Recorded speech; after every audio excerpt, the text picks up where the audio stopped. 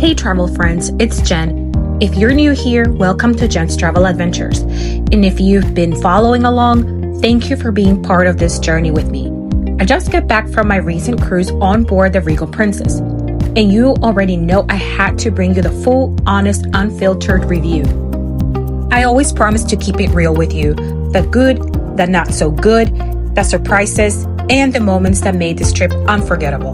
So grab a snack, get comfy, and let's dig in.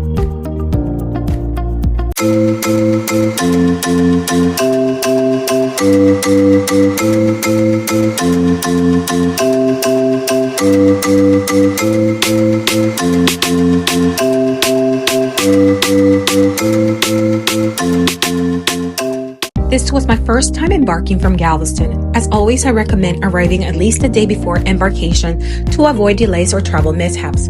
Although I usually travel solo, this time I had two friends come along, which made things extra fun. We stayed at the Holiday Inn near the port. We had a nice ocean view, watched cargo ships on the horizon, and enjoyed a gorgeous sunset.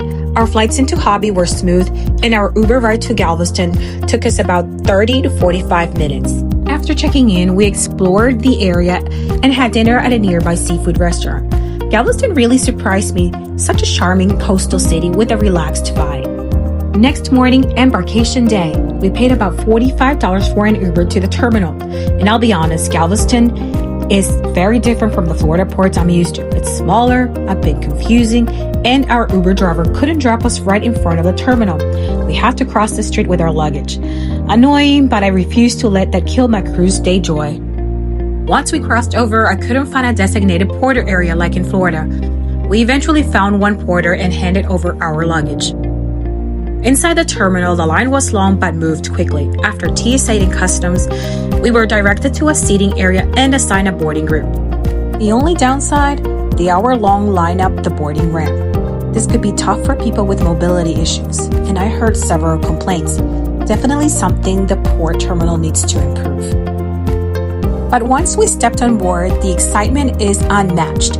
Watching my friends step onto a ship for the first time was priceless.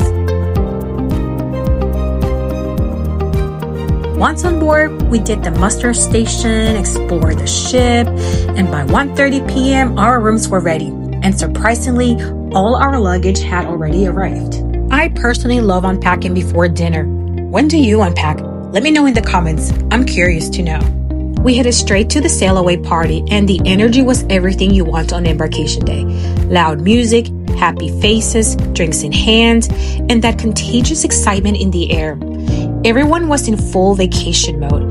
As the horn blew and the ship slowly pulled away from the pier, we stood there watching the skyline fade into the distance, feeling that rush that only a cruise can give you.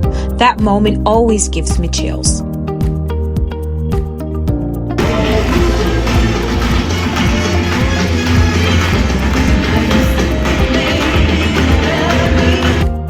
For dinner, we were assigned the Allegro main dining room. Now, here's a very important tip if you're sailing Regal Princess. The Allegro dining room is located aft on deck 6, but you cannot access it directly from deck 6. You must go to deck 7, walk all the way down to the back of the ship, and then take the stairs back down to deck 6. It took us almost 2 days to get it right, but once we did, it became our little hidden gem. The first night ended with us watching the sun disappear over the ocean from our balcony, a view that will never ever get old.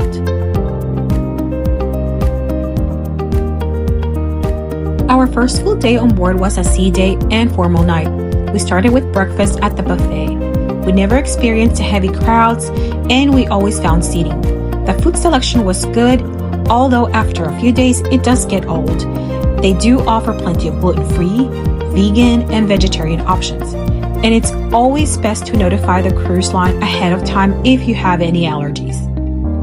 My friends discovered the gelato, and let me tell you, they did not miss one single day. That evening, we attended the Captain's Welcome Champagne Waterfall, where the captain introduces the ship's officers as champagne cascades down a tower of glasses. It's such a classic cruise moment.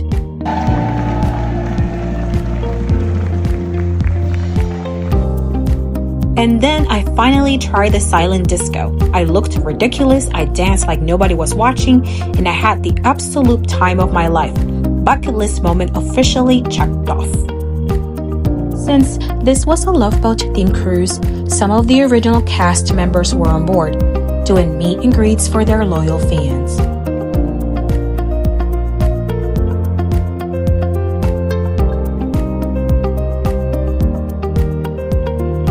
Due to port congestion, Costa Maya was replaced with a second day in Cozumel, and honestly, I was thrilled because I had never visited Cozumel before.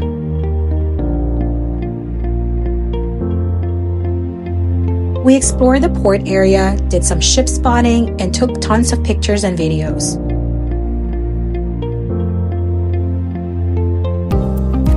A taxi to Paradise Beach Resort was only $18 for all three of us. The beach club itself is beautiful, with a large pool, loungers, cabana for an extra cost, and full bar service. We were assigned two amazing waiters, Carlos and Saul, who were very attentive. However, I'll be completely honest, the food was a disappointment, especially being in Mexico. I expected more authentic flavors. I'll share a full detailed review of Paradise Beach in a separate video. Paradise Beach Club is one of the most popular beach clubs in Cozumel. It's known for its calm, clear water, floating inflatables, and plenty of space to relax, whether you want to swim or just lounge by the shore.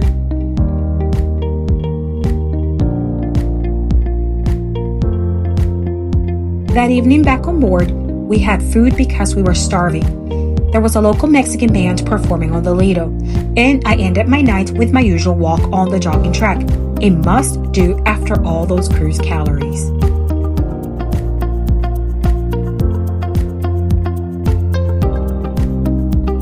We started our second Cozumel day with hot coffee on the balcony and a beautiful sunrise. One of my favorite moments was watching Icon of the Seas dock. That ship is absolutely massive and unreal to see in person.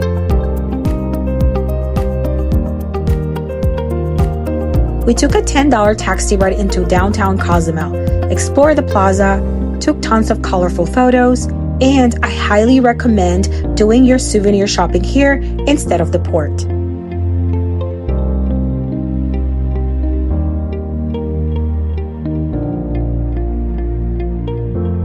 The food at street taco stands was amazing. We paid under $10 for authentic tacos and quesadillas, and they did not disappoint.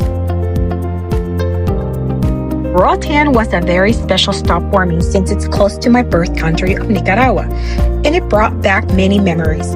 It rained briefly when we arrived, but it cleared up and turned into a beautiful day.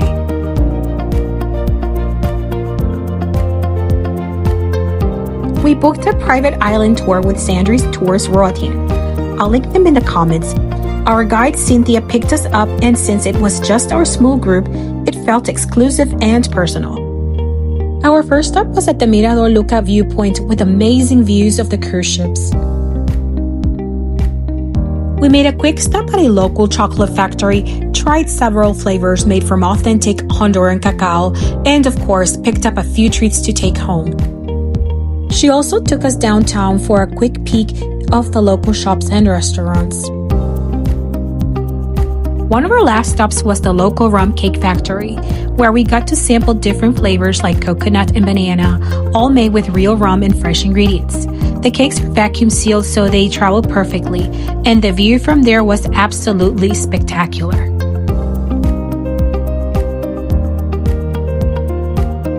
Of course, we had to stop at the iconic Roatán letters. It's one of the most popular photo ops on the island. We also took the Mahogany Bay chairlift to the beach just for the views and exploration. Roatán is greener, more jungle-like, and truly beautiful. It is a little more expensive than Cozumel, so keep that in mind.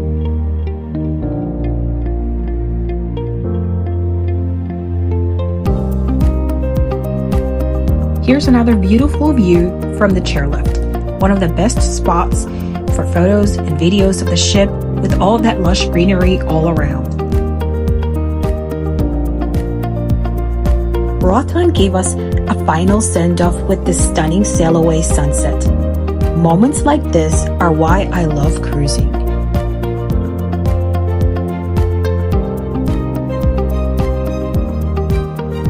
A must-do for me on every cruise is enjoying my morning coffee peacefully on my balcony while taking in the view.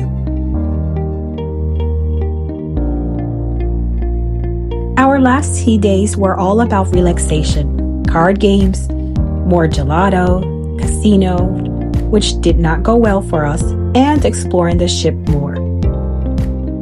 Giuseppe, the cruise director, was phenomenal and incredibly talented.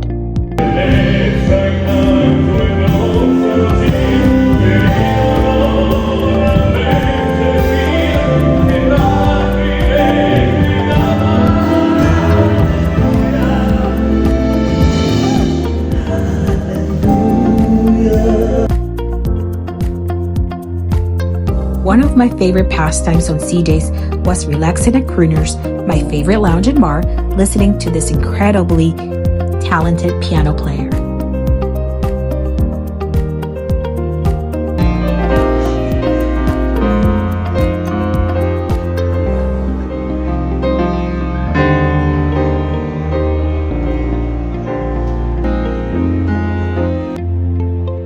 The piazza became our favorite hangout spot with its grand staircase, glass chandelier, live music, dance classes, and nonstop energy, even though I clearly have zero rhythm.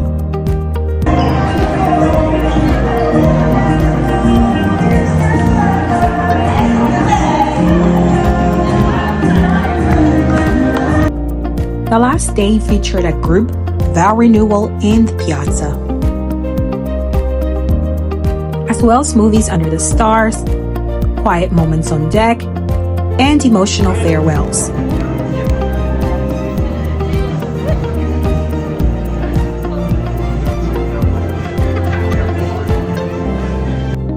I ended the cruise with my favorite traditions, sunset views. The sea breeze, the glowing sunset, the peaceful atmosphere, it all made this place feel magical. This is one of those moments that a camera simply can't do justice. By the end of the day, I had logged over 20,000 steps, so I think I earned all those buffet calories. We headed to the Allegro main dining room for one last dinner and enjoyed the traditional farewell parade with the staff, where everyone waves their napkins to say goodbye.